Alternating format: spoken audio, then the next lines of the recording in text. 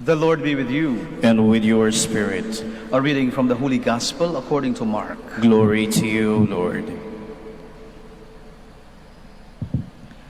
Jesus said to the crowds, "This is how it is with the kingdom of God. It is as if a man were to scatter seed on the land, and would sleep and rise night and day, and the seed would sprout and grow. He knows not how.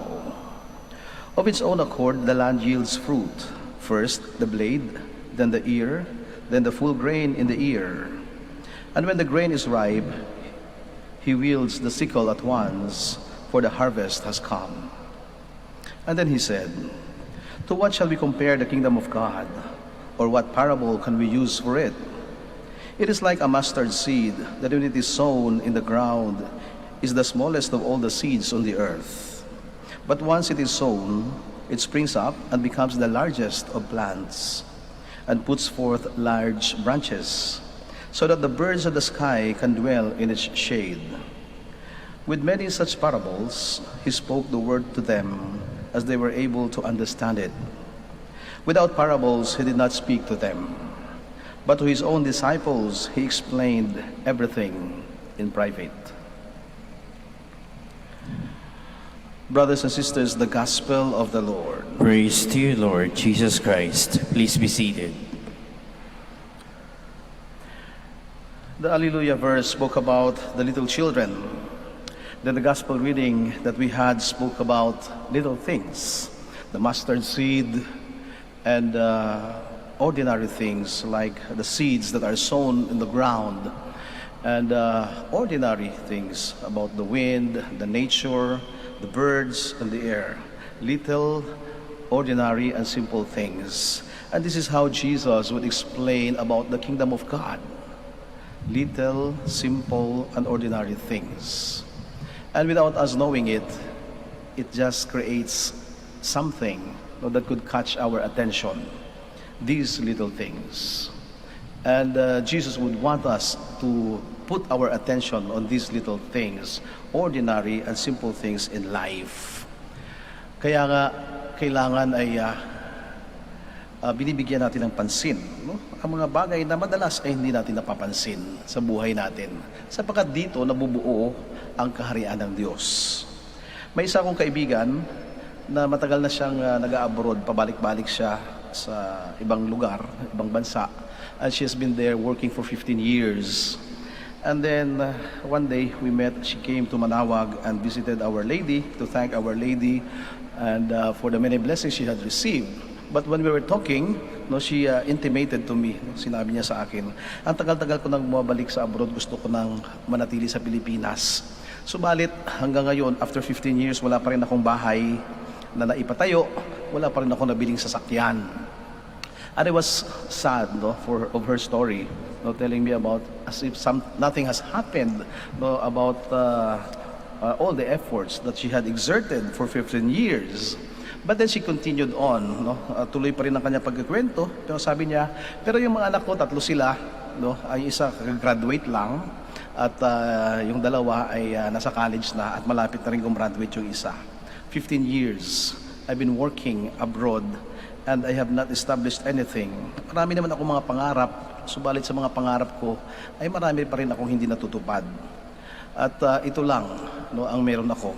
Wala naman kaming utang, at nakakakain naman ang mga anak ko sa araw-araw, at sila ay nakapasok sa eskwelahan, at yung isa ay nakatapos na nga, at malapit na matapos ang iba. At natahimik lang ako doon sa kanya kinikwento sa akin. She may be focusing on the great things in life, the new house and lot, maybe a new car, but she missed to see the little things that she has done for her family. And very soon, I was smiling in my heart. Very soon she will feel the harvest, the fruits of her labor of 15 years. Gumraduate na ang kanyang anak, malapit nang gumraduate ang dalawa, at malapit na rin ang araw, sabi nga ng anihan, the harvest time is coming near for her. And maybe she was not focusing on these ordinary and little things, kasi para sa kanya obligasyon lang niya na paaralin at pakainin ang kanyang mga anak. But then these little things would make difference in our lives. And this is the point of the Lord in the gospel today.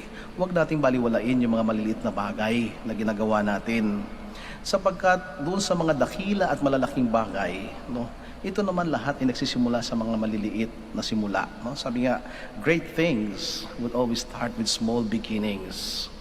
And if we keep on focusing on the big things, then we will really miss, no, the value of the little things. Mustard seed, the grains that are sown on the soil, little children, ordinary things that are happening in our lives.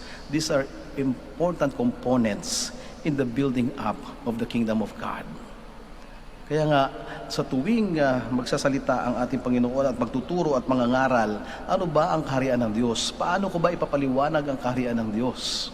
And He would always use little, ordinary, and simple things in order for us to understand that. But not only for us to understand it, but in order for us to realize that we can achieve the kingdom of God even with little things that we have. Ang kaharian ng Diyos ay binubuo natin sa araw-araw na pamumuhay natin.